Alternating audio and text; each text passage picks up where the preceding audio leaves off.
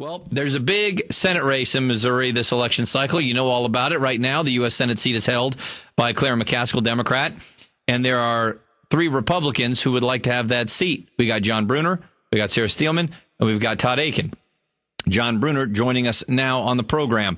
John, how are you this morning? Good morning. Good to be with you and your listeners. Hey, we appreciate the time. I saw that you got a new political ad out. I saw that Rasmussen has you up in a new poll. It came out Friday. If you were at a race, just you against Claire McCaskill right now, if the race was decided tomorrow, they have you winning by 7 points.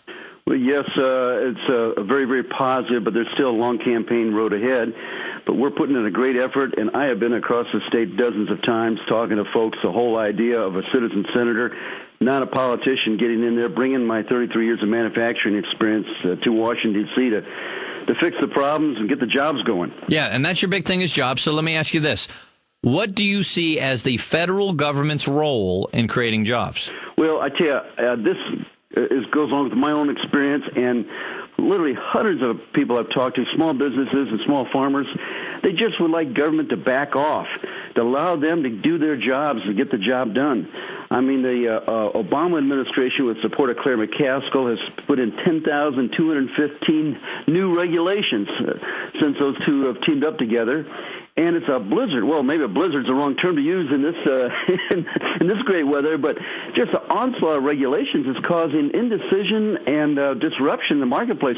I was with a great tool and die maker, and he says, you know what, we're starting to pull back some, bring in some business, but we're scared to expand, to add that new facility, to buy that new equipment, because we just don't know what's going to hit us tomorrow in the next new regulation. Yeah, well, here's what President Obama has been doing. And you tell me, there are a lot of people who think it is the federal government's role to give tax breaks to certain types of business that we want to roll. I mean, even Rick Santorum, a Republican, has said he wants to have a 0% corporate income tax for manufacturing, but a different tax rate if you're not a manufacturer. So treating different businesses differently. The idea of tax credits for the businesses you like and not any tax credits for the ones you don't like. The idea of government loans like we've seen in several of Obama's pet projects.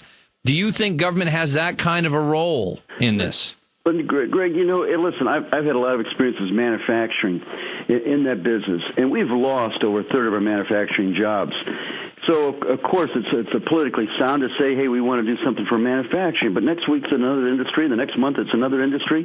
Let the free market decide. It all comes down to, do you have trust and confidence in the American citizens and the citizens of Missouri, or do we need a central planner to come out and try to figure out all the answers in a very complicated and difficult economy? Let free enterprise work. Get the politicians out of the way is what I say. What about Obamacare? Would you vote to repeal that if that vote was tomorrow? Well, of course, and this is interesting. Of course, I call it not Obama Care, I call it Obama Claire, because both of those two are together in terms of this insane health care policy. When President Obama and Claire McCaskill said that this policy would save Americans money, but then the study came out to be $1 trillion, and now 2 weeks ago it came out to be $1.762 trillion. This thing, on top of all the other problems we have in this economy, is going to crush us.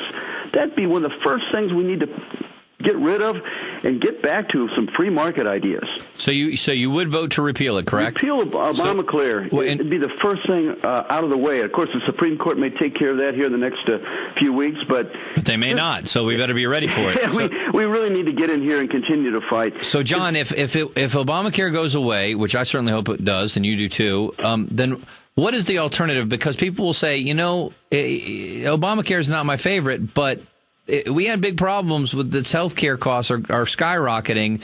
What do you see as the federal government's role to try to help reduce health care costs? Well, we had a very interesting proposal here just about a month or so ago between Paul Ryan, as we know, a very conservative congressperson, and Ron Wyden, a very liberal Democrat senator from Oregon. And here we found some leadership from both sides of the party getting together, and the theme in here is choice. Give people choice and give people the authority to choose for themselves and take control of their own decisions and their own health care. And, my business in the manufacturing of personal care products, Germex and store brand toiletries, shampoo and mouthwash and all of that, I saw that when you bring choice and competition in the marketplace, it gives you a better price at a better value.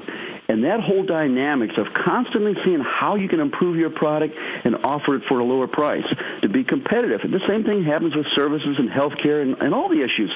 You're talking earlier about energy. We don't have an energy policy. I mean, this is just sickening here in terms of the price of gas. When President Obama took over, gas was $1.79 a gallon. Now it's pushing over $4. You know, if he would have come out and Claire McCaskill would come out, pull back the EPA and say, we need to drill for oil, we have energy, natural gas. You know, the markets anticipate these things. Right. And the markets anticipate pricing. Even before they would start producing and drilling, you'd see prices come down. Yeah, we saw that under Bush when he opened up the Outer Continental Shelf, and we saw prices come down just from that announcement. We're talking with John Brunner here. He wants to be your new senator from Missouri. He is running against Sarah Steelman and Todd Akin on the Republican side to become the nominee, and then, of course, against Claire McCaskill. A little bit more about Obamacare, because I want to get specifics, because to me, there are big things that are holding us back from really reducing the price. One is, as you mentioned on choice, is mandates. A lot of these states have different mandates. In New York, for instance, I know that your insurance company has to cover marital therapy, massage therapy, acupuncture. So even if you don't want those things, you're paying for it in your premium. You know, we're talking about Obamacare would have these mandates everywhere, but even without that, there are mandates in states. Would you be for getting rid of mandates? Well, of course, the fundamental issue here is, and of course, I don't have as much of a problem with different states making their own rules as I do the federal government doing a one-size-fit-all type of program. Good point. Federal government should not be overriding the states. It's interesting. I go back to my business experience, and one of our customers was Walmart, and they would say, are you putting things into our products or activities that the customers don't want? I mean, you may think they want it, but if they don't want it, let's take that out and lower the price. It was a constantly given the choice to determine what aspects in there are really important, what aren't important. And by the way, no one wants to pay for something they don't want. Right. What about, because I agree with you, 10th Amendment is important. States have rights. But when we do talk about something like the Interstate Commerce Clause, there are states that are trying to say, you can't sell insurance if you're not in this state. Well, why is it okay for car insurance to do that, but not health insurance? And if it's an interstate commerce thing, then does the federal government have the right to say you have to allow insurance to be sold across state lines? Well, and I think, of course, the courts could look into that situation as well. But I keep driving to the whole principle of choice. Americans love choice. And we can do many things across state lines. But you break down those barriers here, it opens up more choices. And when you have more choices, you generally have a better value at a lower cost. The same thing with energy. When you have more choices, you have a lower cost. And when you have more choices in anything, there's generally a chance to drive the price down and improve the value of the good or the service. Can you tell people why they should vote for John Brunner over Sarah Steelman in the primary? Well, let me put all these politicians into one particular pile here. Like many folks who are out here working hard, raising families, keeping jobs, doing everything we can, paying our taxes. And you come to the point in your life, you turn around and you say, my word, this country is in a tough situation and we're in a tough economy. And frankly, I look at the politicians, that they have these careers and they're looking for these great jobs and these benefits and their pensions. And my point here is I'm the only person out here who is not a politician. I've already had a career. I want to bring 33 years of manufacturing experience, my time in the Marine Corps as an infantry officer, and those leadership principles to Washington, D.C., and get the job done and come home. In terms of term limits, yeah, I believe in term limits, but, this is where our founding fathers were looking for. Folks that would come from manufacturing, agriculture, industry, teachers, doctors, people who served their country for a couple years, a couple terms, and get on home. That's a big difference. Missourians have a clear choice this time to vote to continue to elect politicians, those who have been tied in with Jefferson City or Washington, D.C., or somebody who's actually come from the workplace with real jobs and real experience to creating jobs. Now, John, it sounded to me like you were implying that Sarah Steele and Todd Akin are just looking for a government job and a government pension. Is that what you're saying? Well, let me put it this way. I think what you have to do is you have to look at the resume. When we had a problem in marketing or sales, we find someone with a lot of experience in that. If you want to get the heart surgery, you want to find someone who's done a couple thousand heart surgery operations.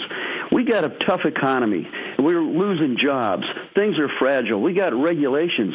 Let's look at the resumes. Who's had experience in the real world creating jobs? Heck, our family company's been around for over 100 years, and I retired in 2009. But we've gone through, as a family, World War I, the Great Depression, World War II, all the ups and downs in the economy.